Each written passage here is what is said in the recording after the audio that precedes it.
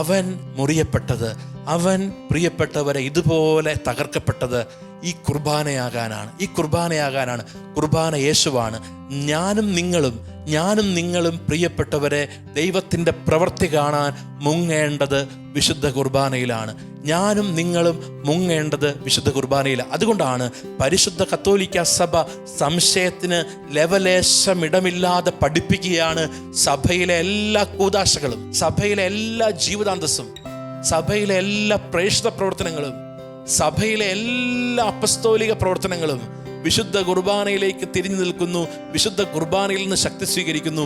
വിശുദ്ധ കുർബാനയിൽ വളരുന്നു. ഇപ്പോൾ ഒരു വിവാഹ സഭ ആശീർവദിക്കുന്നത് വിശുദ്ധ കുർബാനയോട് ചേർത്ത് വെച്ച, ഒരു പുരോഹിതന് പട്ടം നൽകുന്നത് വിശുദ്ധ കുർബാനയോട് ചേർത്ത് വെച്ച, പ്രിയപ്പെട്ടവർ ഒരു സമർപ്പിത വ്രതവാഗ്ദാനം എടുക്കുന്നത്, ഒരു സമർപ്പിതൻ വ്രതവാഗ്ദാനം എടുക്കുന്നത് വിശുദ്ധ കുർബാനയുടെ മുമ്പിലാണ്.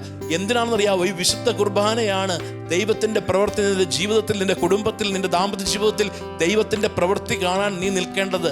എവിടെയെല്ലാം നമ്മൾ വിശുദ്ധ കുർബാനയിൽ നകലുന്നുണ്ടോ അവിടെയെല്ലാം പ്രിയപ്പെട്ടവരെ നമ്മളുടെ മേൽ തിന്മ കടന്നു വരുന്നുണ്ട്. എവിടെയെല്ലാം വിശുദ്ധ കുർബാനയിൽ നിന്ന് മാറുന്നുണ്ടോ അവിടെയാണ്. വിശുദ്ധ കുർബാനയിലേക്ക് തിരികെ നടക്കുക, വിശുദ്ധ കുർബാനയിൽ ആശ്രയിക്കുക.